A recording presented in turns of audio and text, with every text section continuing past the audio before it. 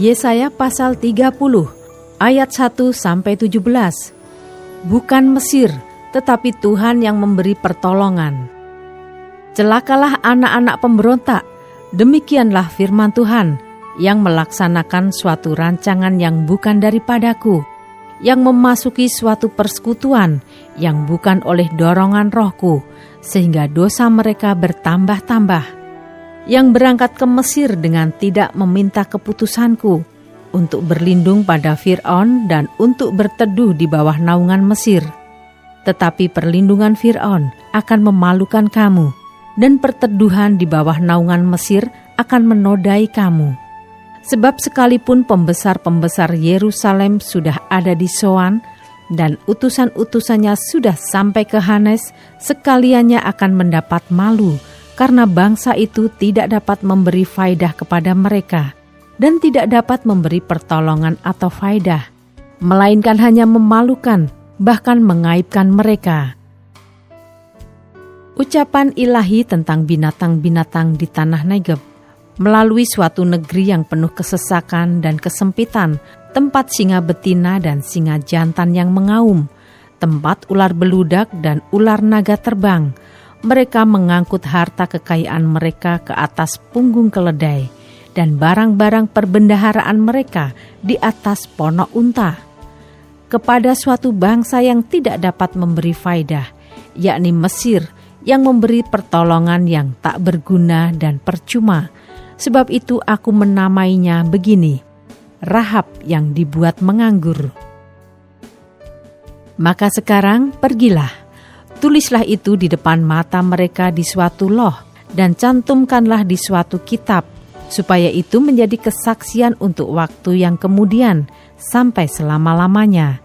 Sebab mereka itu suatu bangsa pemberontak, anak-anak yang suka bohong, anak-anak yang enggan mendengar akan pengajaran Tuhan, yang mengatakan kepada para tukang tilik, jangan menilik, dan kepada para pelihat, janganlah lihat bagi kami hal-hal yang benar, tetapi katakanlah kepada kami hal-hal yang manis.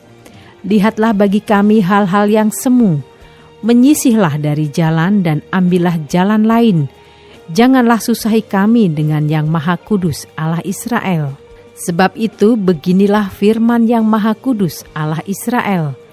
Oleh karena kamu menolak firman ini dan mempercayakan diri kepada orang-orang pemeras dan yang berlaku serong dan bersandar kepadanya, maka sebab itu bagimu dosa ini akan seperti pecahan tembok yang mau jatuh, tersembul keluar pada tembok yang tinggi, yang kehancurannya datang dengan tiba-tiba dalam sekejap mata.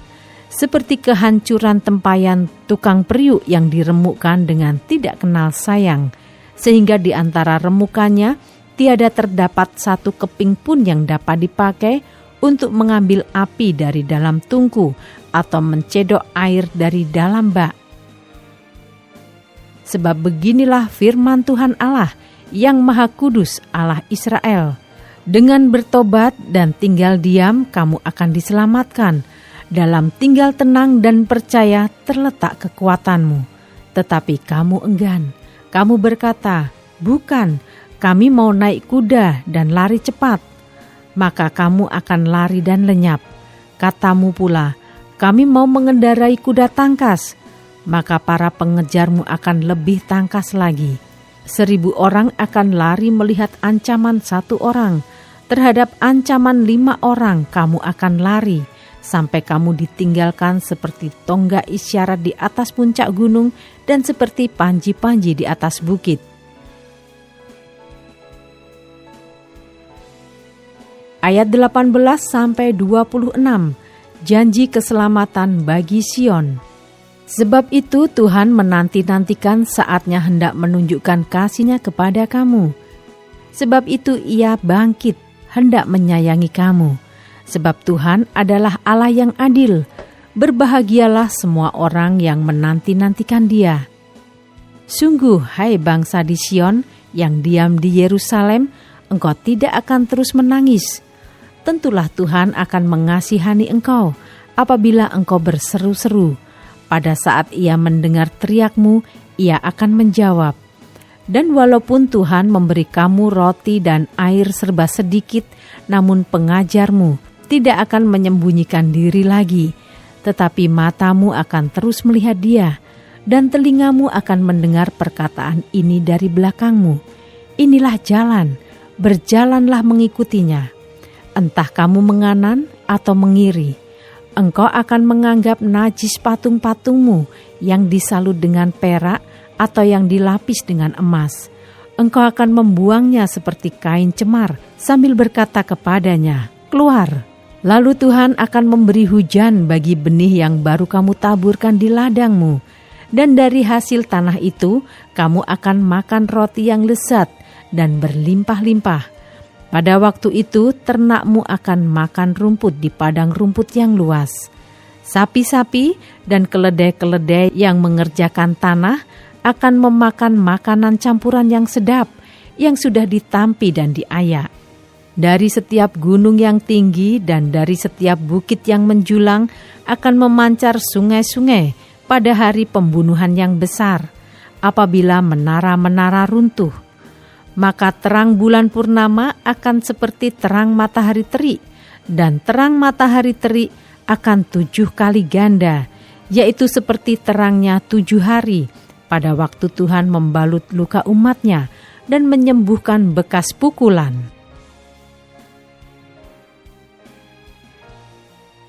Ayat 27-33, hukuman Allah atas Asyur. Tuhan datang menyatakan dirinya dari tempatnya yang jauh, murkanya menyala-nyala. Ia datang dalam awan gelap yang bergumpal-gumpal. Bibirnya penuh dengan amarah, dan lidahnya seperti api yang memakan habis. Hembusan nafasnya seperti sungai yang menghanyutkan, yang airnya sampai ke leher. Ia datang untuk mengayak bangsa-bangsa dengan ayak kebinasaan, dan untuk memasang suatu kekang yang menyesatkan di mulut suku-suku bangsa. Kamu akan menyanyikan suatu nyanyian seperti pada waktu malam ketika orang menguduskan diri untuk perayaan, dan kamu akan bersuka hati seperti pada waktu orang berjalan diiringi suling hendak naik ke gunung Tuhan, ke gunung batu Israel.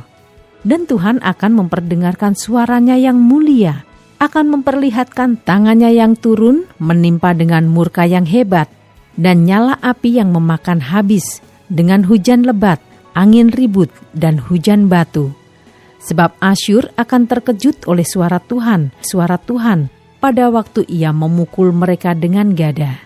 Sebab setiap pukulan dengan tongkat penghajar yang ditimpakan Tuhan ke atasnya akan diiringi rebana dan kecapi, dan ia akan berperang melawan Asyur dengan tangan yang diayunkan untuk peperangan. Sebab dari dahulu sudah diatur tempat pembakaran. Bukankah itu untuk raja, dasarnya dibuat dalam dan lapang, pancakannya penuh api dan kayu. Nafas Tuhan menghanguskannya seperti sungai belerang.